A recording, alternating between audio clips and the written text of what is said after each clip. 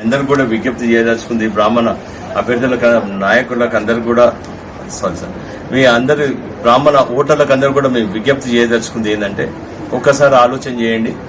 కేసీఆర్ గారి గవర్నమెంట్ లోనే బ్రాహ్మణులకు న్యాయం జరిగింది. ఏ గవర్నమెంట్ కూడా మరి బ్రాహ్మణులకు అంతకన్నా న్యాయం చేయలేదు. ఒక కేసీఆర్ గారే బ్రాహ్మణుల యొక్క స్థితిగతులు, ఎందుకంటే ఆయన గతంలో బ్రాహ్మణ ఇళ్లలో పుట్టి పెరిగిండు. ఆయన ఆ యొక్క మన ఆచార వ్యవహారాలు కానివ్వండి, ఏవి కానివ్వండి, కేసీఆర్ గారికి తెలిసినంతగా ఇంకా మిగతా ఏ నాయకులకు తెలియదు అనేది సుస్పష్టం.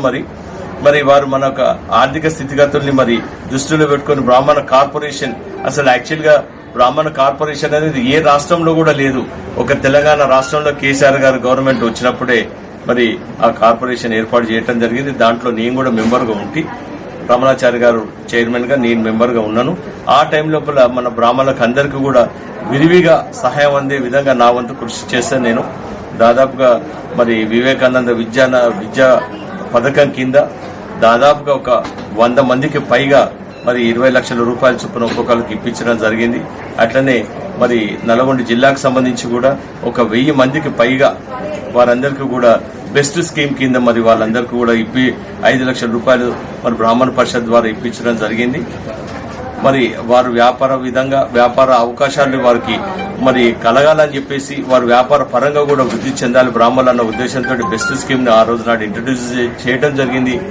ఆ యొక్క బెస్ట్ స్కీమ్ అనేది కూడా నా బ్రెయిన్ చైల్డ్ ఆలోచన. అది ఖచ్చితంగా మరి మీ అందరూ కూడా విజ్ఞప్తి చేస్తా ఉన్నాం.